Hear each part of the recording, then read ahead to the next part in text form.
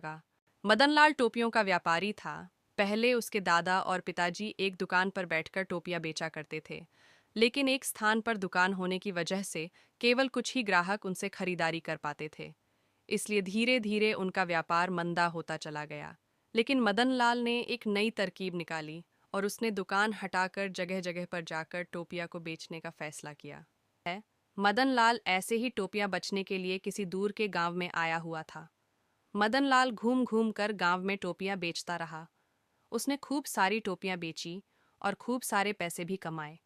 लेकिन जब दोपहर हुआ तो मदनलाल से दोपहर की गर्मी बर्दाश्त नहीं हुई और वह धूप से बचने के लिए गांव के एक पेड़ की छांव में जाकर बैठ गया।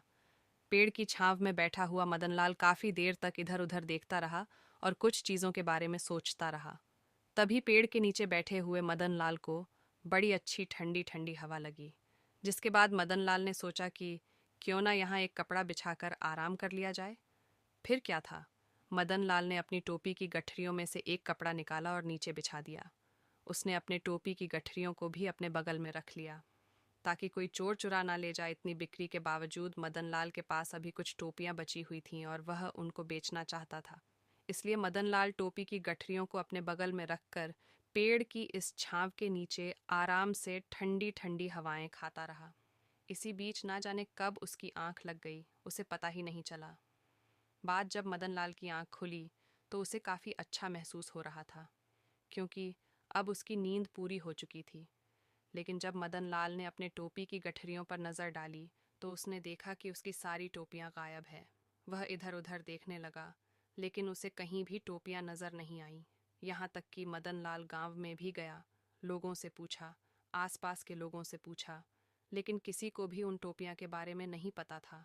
लेकिन जैसे ही मदनलाल उस पेड़ के पास लौट कर आया और जब उसने पेड़ के ऊपर देखा तो कई सारे बंदर उसकी टोपियां को पहनकर बैठे हुए थे।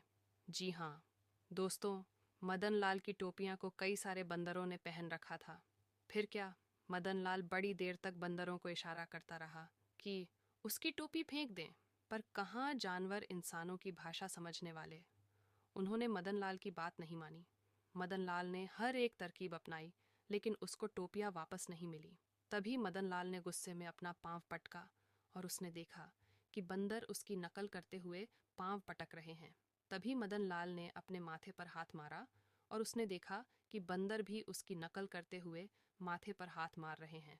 फिर क्या, मदनलाल ने अपने दिमाग लगाया और सर पर अपनी पहनी हुई एक टोपी को नीचे फेंक दिया, जिसके बाद बंदरों ने भी सभी टोपियों को नीचे फेंक दिया।